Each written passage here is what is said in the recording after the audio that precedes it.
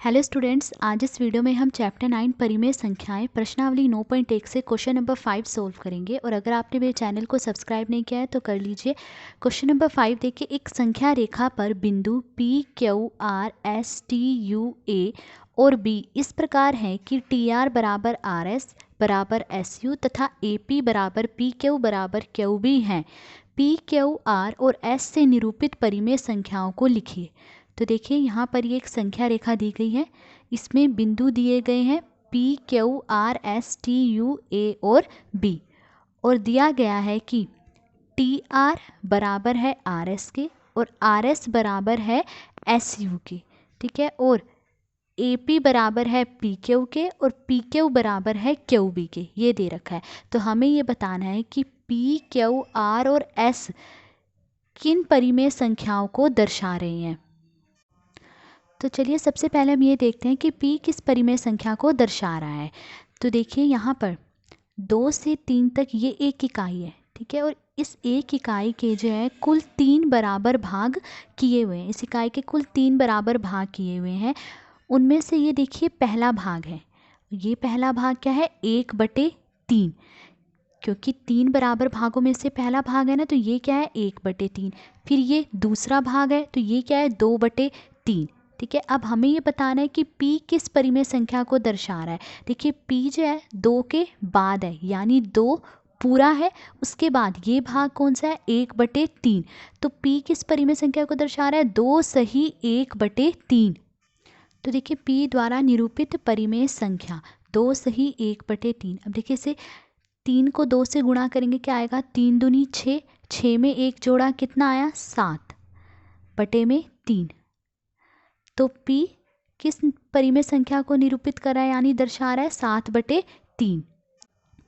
अब देखिए, अब हम देखेंगे कि Q कौन सी परिमेय संख्या को दर्शा रहा है। तो देखिए, Q जो है 2 के बाद है Q, तो देखिए 2 पूरा है, उसके बाद ये भाग क्या है, 2/3। तो Q किसे दर्शा रहा है, 2 सही 2/3। तो देखिए, Q द्वारा निरूपित परिमेय संख्या 2 सही 2/3। देखिए, 3 को 2 से गुणा करेंगे, 3 दूनी 6, 6 में 2 जोड़ा कितना आया, 8। तो 8/3। तो Q द्वारा निरूपित परिमेय संख्या क्या है, 8/3। अब देखिए, अब हम देखेंगे कि R कौन सी परिमेय संख्या दर्शा रहा है। देखिए, -1 से -2 तक ये एक इकाई है, ठीक है, और इस एक इकाई के जो है कुल 3 बराबर भाग किए हुए हैं, ठीक है। उनमें से ये पहला भाग है, तो ये क्या है, 1/3। देखिए, कुल 3 बराबर भाग किए गए हैं ना इस इकाई के, और इसमें से ये पहला भाग है, तो ये क्या है, 1/3। ये दूसरा भाग है, तो ये क्या है, 2/3, ठीक है। अब हमें बताना है कि R कौन सी परिमेय संख्या दर्शा रहा है। देखिए, R जो है -1 के बाद है, देखिए -1 पूरा है, उसके बाद ये भाग क्या है, 1/3। तो R किसे दर्शा रहा है, -1 सही 1/3। तो R द्वारा निरूपित परिमेय संख्या बराबर -1 सही 1/3। अब देखिए, 3 को 1 से गुणा करेंगे, क्या आएगा, 3 एकम 3, 3 में 1 जोड़ा कितना आया, 4।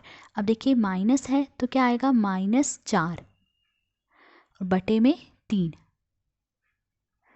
तो R द्वारा निरूपित परिमेय संख्या क्या है, -4/3। अब देखिए, अब हम देखेंगे कि S कौन सी परिमेय संख्या दर्शा रहा है। देखिए, S -1 के बाद है, देखिए -1 पूरा है, उसके बाद ये भाग क्या है, 2/3।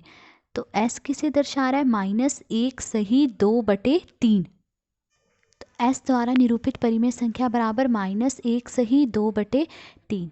देखिए, 3 को 1 से गुणा करेंगे, क्या आएगा, 3 एकम 3, 3 में 2 जोड़ा कितना आया, 5। देखिए, माइनस की संख्या है तो क्या आएगा, -5/3।